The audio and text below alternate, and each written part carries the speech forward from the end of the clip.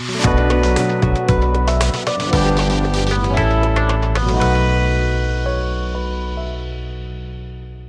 everybody, to yet another session. And today we have a very interesting guest with us. And it is no laughing matter because he's a stand up comic at heart and he's done various things. So we have today Manoj Doogra with us, who's had a very interesting career and trajectory so far. He started off, amongst other things, with a corporate lifestyle. He's worked in organizations such as ICICI, IBM, HCL, and then the innate stand-up comic kind of took the forefront, and he's been doing stand-up comedy as an independent professional, and that kind of led him into the journey of the content world, and he now runs a company called Shucae Films, and he's the founder and CEO. But let me not steal his thunder. So, Manoj, welcome to this discussion from the expert's mouth. Thank you, sir. Thank you so much. It's such a great introduction that has been given by you. Yes, I started my career in a corporate life with a daily 9 to 5 job, but I've always been inclined towards comedy. However, stand-up comedy has never been the same the way it is now, because initially what used to happen, it was more of a mimicry kind of a comedy, and I was not good at that. But however, I always loved watching comedy films and all that. So how I discovered all these things was, and I started watching comedy, especially international comedy, Bill Burr, Jerry Seinfeld, and all that. So what I noticed that these people will talk about your normal life and they will try to make it funny.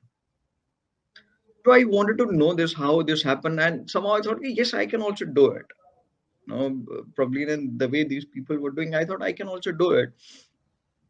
And back in 2013 and 14, people, this is a case which has started in India as well. I thought, after watching a lot of Indian comedian, I thought, there's something which these are the people who are talking about basic stuff about their personal life, their wife, their mother, self-deprecating humor. I thought, probably I can also do it. Initially, I thought, since I can make people laugh, especially my friends and all that, so this wouldn't be that difficult for me, and I can also pursue this as a hobby. So I started stand-up comedy in November 2015. So since Okay. then, I've been enjoying it to the core. Right. And by that time, you already had worked in, these leading organizations that I spoke about, IBM, ICICI, HCL, and I guess you were in HCL at that point in time, right? Yes, I was working in that cell. In fact, uh, so since it was a morning shift for me, so and it has never been a difficult for me to pursue my stand-up comedy, because most of the gigs will happen at night, probably at 9 o'clock, 10 o'clock, and all that, and Hmm. mostly on Saturdays and Sundays. So this wasn't a difficult thing for me to to check how it works for me, because I've been a very experimentative kind of a individual who love to explore new things. And honestly, comedy has always been close to my heart. I wanted Right. to do something related to that, and I thought, let me try how it works. So, Okay. however, the journey wasn't that simple, because what happens is when we watch someone else, we think, yeah, this is something which is very simple. I can also talk about my mother. It takes a lot of efforts to make things in a way of making it flawless. Right. But make it a joke is a journey. It takes a Yeah. lot of efforts for people to write and make it feel that it's a very simple thing. But trust me, it is not. Especially right, comedy is not that simple. It looks simple because we practice for that. Looks simple for people, Okay. but it is not. So, is comedy something that you've been doing since, childhood? Was it that, in your early childhood, people would say, "Oh, you make us laugh so much, you should become a comedian," or, as you were mentioning, you were inspired by, the international comic scene, and that was the turning point. So, were the seeds kind of sown at some earlier point in time, or was it something which was very recent and, in more of your adulthood? It was more of an, probably I would say, from school. It's more of a acting that I will do, and I never thought that this can be career for anybody. But I always love to get that special attention for few seconds. I really don't have words how to explain that to you. Right. So it was more of being a performer and, performing for the crowds and, loving the adulation that comes from the crowds when your, performance is a Yes. hit, right? Yeah, the kind of attentions you get when you're stage, the kind of tips it makes you, or probably the kind of High or kick it gives you. high kick that you get, it can't be compared to any drug. Right. Once Right. you enter it, it's very difficult to get rid of that from your DNA. Right. So you also mentioned, about the fact that you've been a very experimental kind of person. So yeah, it would be kind of we are curious to know about what are the kind of experiments you've done and what are some of the other things you've done beyond a banking job and an IT industry job. Oh my God. Though my parents are not aware about this, but yes, I've done that. Now they will So be. now they will be.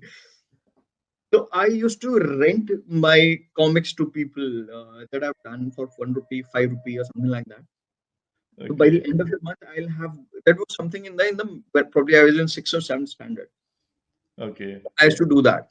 So after 12th standard, remember we'll have a time that results are yet to come.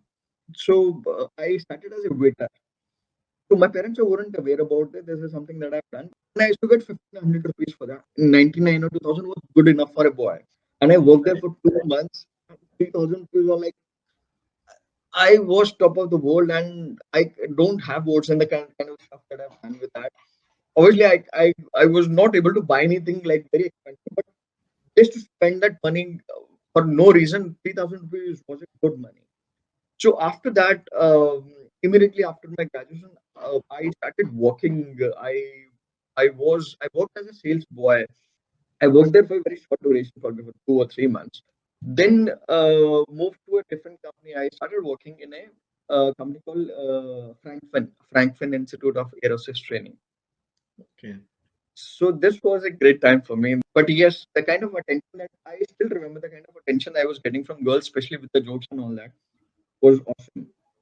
So Okay. that was the only weapon that I could always use whenever I feel like. Okay, so yeah, maybe I was looking for that, inspiration or turning point in your childhood, or maybe, from international, the comedy scene. But maybe the answer was in the Frankfin environment where you were looking to get attention, and maybe comedy was the answer because Yes, yes. everybody loves a funny bone in a guy, right? I would say yes because and I would love the attention that I would get in that span. Hmm. Okay. And after that, I moved to radios. Was doing a little bit of small jingles for radios. When that giving my voice for this.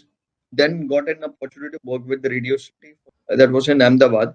So I said, yeah, I'm not too sure about it. Then got an opportunity with the bank. So I was in a bank selling again insurance and mutual funds and all that. It was a great thing because every day I'll get to interact with a lot of people. Hmm. One thing I was sure that whosoever met me will remember my name. Okay, that I've met this person called Manoj.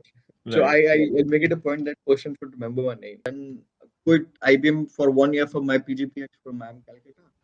And rest is history. Then joined HCL. Yeah, so yeah, quite a journey up to that stage itself, from that sort of background, having waited on tables to get to IIM Calcutta and get into big brands like IBM, HCL, etc. That itself is quite a journey. But after that, life changed drastically, I would say, when you moved into Yes. comedy. And given all that I've heard from you so far, there wasn't really anything up to this point in time which suggested that you will, get into the entertainment space or, get into being a stand-up comic. And, it wasn't something that you were doing naturally, as a, 20-minute show or Pursue that as, career. yeah, to This pursue that career as a professional or in a correct. serious sort of manner. So how did you make that transition? What was that experience like? Because you spoke earlier about the fact that it takes a lot of hard work. And Correct. you're right, when you say that when you look at others, it just seems like, they're just talking about themselves or their parents or their children or about marriage or, there's some self-deprecating humor. Earlier, there used to be a lot of, physicality also about humor. And even to this date, that trend sort of continues. So it just seems very natural and easy. But what happens behind the scenes is what we are keen to know. And that's what I want to cover next in this conversation with you. What is it about being funny? Is it that can anybody be funny? Somebody who's not making everybody laugh their hearts out since childhood, is even that person got the ability to make a career as a stand-up comic? And conversely speaking, if you are the life of a party, and if you have a funny bone in you, does it make that you will be successful as a stand-up comic professionally? What is the difference between being an amateur person who makes friends and family laugh versus being a stand-up comic? What we see nowadays, this wasn't similar, in early 2000 and all. I discovered this in 2011, 12. So I wasn't very interested in getting into anything related to your mimicking and all that. This can be part of my act, but this cannot be my whole show. And what you said is like, if I'm funny with my friends or family, will I be funny on stage? The answer is no. And at the same time, if I say if I'm not a funny person on with my friends or family, can I be funny on stage? The answer is yes. Okay. Okay. The same thing happened with me also, because initially I thought this is easy stuff. I can also make people laugh, and since I've been doing it, but when you actually get on stage and what you see is that people are not laughing at your in jokes and all that, you feel like just you do anything to make them laugh. And this was a time in 2015, this was an era, probably I would say, people used to abuse also on stage. I thought, oh, this could be something which can make people laugh, but Mhm. trust me, nothing of this sort worked while I was on stage. So I thought this is something which is not for me. I should not do it. But I wanted to learn the craft, like why it has happened, that why did I bomb on stage? We should have open mic. Open mic is a space where basically you go get on stage, you try your material, that because whosoever come to watch you, they're not paid audience. So even if you bomb on stage, it's okay. I went on stage for twice, for yes, twice. So I bombed very badly. So then I spoke to a couple of other stand-up comedians that how it works and all that. They say not get scared of bombing. It has never happened that to anyone or any big comedian, stand-up comedian, that whatever he writes, it's always marvelous. That never happens. Mhm. There's a process, there's a journey for every joke that he writes. So, so if you ask me what is the process that I follow to write jokes? Okay. So what happens is, you go on an open mic. The span that is given to you, that is for 5 minutes. You write to make it as funny as possible in that 5 minutes. On when it comes to stand up comedy, if you're not, you may have written great jokes. If you're not comfortable on stage, uh, you will not be able to deliver what is required from you. It's very important for any person to be comfortable on stage, and this is the only art form for which I would say that you can only get comfortable on stage by getting on stage, irrespective of you getting bombed. The first exercise is get on stage as much as possible, because this is not like music or that you practice at home and deliver it on stage. This is the only art form that you learn on stage. Right. Even if you're getting bombed, keep getting on stage. There'll be a one play that you will feel that you're comfortable on stage. You are able to handle that awkward silence. Right. Right. However, So, awkward silence are always a positive sign. okay. Okay, reason being because awkward silence means they are still keen to listen to the words that you're saying.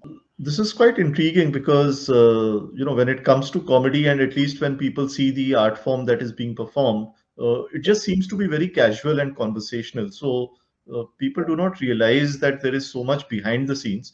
So, you spoke about a couple of things. One is, of course, the dress rehearsal for the practice in terms of, you know, getting into these open mic sort of sessions. So, you say the more you do it, the better you will get, and there is no substitute for it. Even if you do practice inside of your drawing room or bedroom, it will still not have the same impact as doing Yes, it in front of a live audience. So that part correct. is understood. The other thing which you mentioned, you've used the word process more than a few times. Of course, this may have got to do with your past experience in quality roles in HCL, that you're talking about process. But tell me something for the benefit of our viewers and for people who are interested in this art form. Uh, is there a process? Is there a method to the madness when it comes to doing, stand-up comic acts? There's a process that we follow to be funny on stage. So, for an example, if today I have say an open mic, I will go and perform, and I'll check the kind of responses I get from the audience. Next time when you get on stage, you deliver the same joke with Mhm. the changes that you would have made. Then you slowly and gradually you might get small or bits and pieces of laughter. Next time when you go, small changes you do, and you see you keep on adding things. One thing is for sure that you have to write. There is no formula for writing funny. I think of a punchline before. First, my approach is to get the punchline, then write the joke to the reverse. When you have punchline, it becomes easy for you to uh, build up story around that punchline. Mhm. But when you have story but you don't have punchline, then it's just a story. There is no joke into it. The number of punches you increases in a sentence, it will make it more interesting and more funny. Okay. The Yeah. easy So get punchline first, then write the story reversing that. right. Yeah, I mean, with all these punches that you're throwing about, it almost, I can visualize it like a boxing match. No matter how good you are as a boxer, if you don't get into the ring and you're not really fighting with an opponent or adversary, I think it's the same thing with the comic. Unless you're, going out into the audiences, you don't know how good you are because the reaction depends on them. One more thing I want to add here. Sometimes you see that any joke that is by some other comedian, if you say it, it won't get the same impact because if probably you would have learned that joke like 1,000 times. You are not aware where to pause after which word you should take pauses. Pauses plays an extremely important role while delivering it. Hmm. Every word will have some emphasize the way you the voice modulation plus the pauses. Pauses you cannot learn pauses at home. Yeah, so there are quite a few critical components. The live element is there, the script writing itself is there, uh, which, as you mentioned, you kind of do the reverse engineering or the jugaad by getting the punchline first and then kind of working backwards toward it. There is a process element to it. There is also a skill element because all of these things are essentially communication skills, although applied in the context of a stand-up comic, but how to take those pauses, how to lead the audience towards something, the art of storytelling and crafting a story. These are all communication skills. So there's in fact a lot of stuff that goes behind the scenes in order to make a stand-up comic. And unlike the days of mimicry where all you needed was just one skill, which is the skill of mimicking somebody, here you need so much more to go about. Yeah. So, yeah, hopefully that's, going to be very useful for people who are kind of, sitting on the edge and wondering whether they should do something like this because the stand-up comic scene has really exploded in the country in the last 5 odd years. And Yeah. now, of course, there are many, many known faces. Earlier, I think there were very few, Johnny Lever, Raju Srivastav kind of era. We really didn't have that many names. But now, of course, we have several household names in this arena. Uh, but talking about that, how easy or how difficult was it getting into this sphere? What was your journey transitioning from a corporate executive to a stand-up comic? What were the challenges you faced, and what was that journey like? More, on the business or the commercial side of it, in terms of career transition. Right now, we've spoken about the art of performing as a comic. Now, just switching track to the aspect of managing career as a stand-up comic. Let's talk a little bit about that. So if you're coming into stand-up comedy for earning money, probably then you shouldn't come because honestly, Because then the joke is on you. you need to have love for that art. But while doing all this, you Right. So, one of the ways in which you make money is through, performances. So obviously, you make money in exchange for a live performance or otherwise. The other channel, I'm presuming in today's context, would be to monetize your content and package it off and make it available either on YouTube or other OTT platforms or TV channels, whatever comes your way. So, how did you go about making that transition, and what was your success rate, and what did you see, and what did you learn from people around you? Okay, making video and getting it on any OTT platform or YouTube and all that. It's so there's a journey for that. Takes at least five. Generally, people say it takes 8 to 10 years to understand or get your voice for stand-up comedy.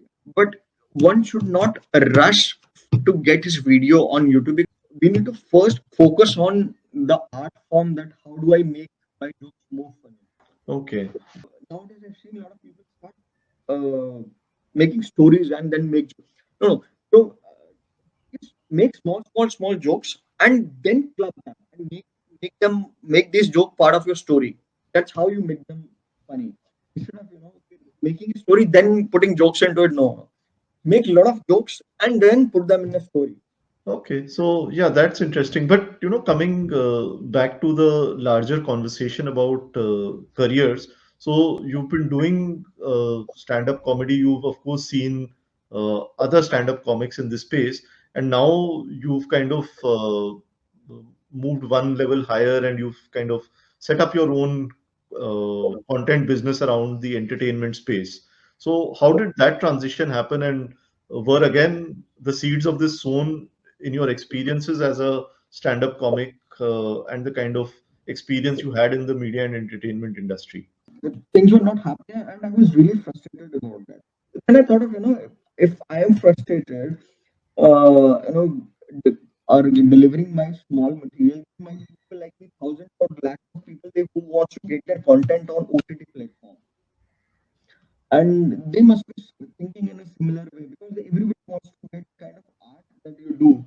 You the kind of the kick you want to get is you want to showcase the skills that you have or art you have, um, and grab maximum eyeballs as much as possible. And nowadays, our OTTs are in vogue, so everybody wants to get their content on OTT and try to get it monetized as much as possible. So that's how the Shucae Films birth happened. Recently, we got a tie-up with Hotstar. We are official partner for them in terms of providing content to them. So, yeah, it is certainly an evergreen industry, but it is also an industry which is known for having a very low probability of success traditionally, when you only had, mainstream cinema and all those. So the number of opportunities or the number of cases who would be successful would be very, very minuscule as compared to, the lakhs of people or the millions of people who want to make a mark. Uh, how has that situation changed with the proliferation of OTT channels, with diversification of content, and more importantly, since you've spent almost a decade in this industry now, what is your advice to people about how they should go about planning their journey and the mindset with which they should approach it if they have to make a mark in the broadly the entertainment space? Be into this game, you need to have that art, love for that art form, that whatever you're doing, and Mhm. dance, singing, craft that you Right. do, or stand-up comedy, anything. You better Yeah. learn. It won't happen by fluke every time. Yeah. Once you So yeah, so I guess what you're saying is that since the odds are not stacked in your favor, you really need to be in love with your craft if you want to pursue this. Otherwise, you can get dissuaded very easily and you may not even hit the success or the jackpot by that time. that's right. Okay, Because okay, now no one can say that we don't get opportunity. Yes, agree. This was a time, but now I don't think so. This is a time. right. Yeah, and I guess in some ways, your organization is providing that bridge or that opportunity for Definitely. talented creators to kind of uh, at least get access to platforms like Disney Hotstar amongst other OTT players. True. I recently what I've seen the films that we are getting from small places like Jharkhand, Bihar, and all that. The films are really good as compared to any metro city. Uh, so what I say, the kind of talent uh, I see small tier two or tier three cities are really good. Now they have places they can take their content to different places. Now we don't need to come. Everyone needs to run towards Mumbai only. If you're working, you have platforms like Shucae where you can touch and Yeah, so I guess times are changing as we've seen, the stand-up comedy scene changing so much and so drastically in such a short span of time. Even in other, genres, for example, in sports, we've seen the rise of the Kabaddi League and, stuff like that. yes, So this is an indication that times are changing and India is no longer just about, what is happening in the metro cities. It is about Bharat and, everything that is happening in the hinterlands of the country. And with digital providing a platform and being the great equalizer, everybody and anybody can contribute and can, become viral. As we've seen with the Kacha Badam song, it's become an international sensation. So yes, anything can happen in this space. anything can happen. Yes, and this guy always wanted to be a singer. So, yeah, I'm sure, the audience and the listeners would have learned a lot about behind the scenes aspects of comedy and also about, some of the career management aspects of not just the comic space, but broadly the media and entertainment space, which today is a big industry and probably growing at a very fast clip. Most importantly, as Manoj mentioned, if it is your calling and if this is something you really enjoy doing, it's really only meant for you if that is what pulls you towards it. Otherwise, as glamorous as it may look from the outside, it is as much a struggle as anything else. It is as much a process as anything else. It is as much a skill which needs practice as anything else. So don't take laughter lightly. So thank you once again, Manoj, for all the insights, which I'm sure will be enlightening to the users. It's apart from the light conversation. There's a lot of serious stuff about laughter, and we've captured all this in a post, and you will find the link in our description. And read about the post and Manoj's insight in a condensed manner. And do subscribe to the channel and follow us for more such interesting conversations. Thank you once again, Manoj.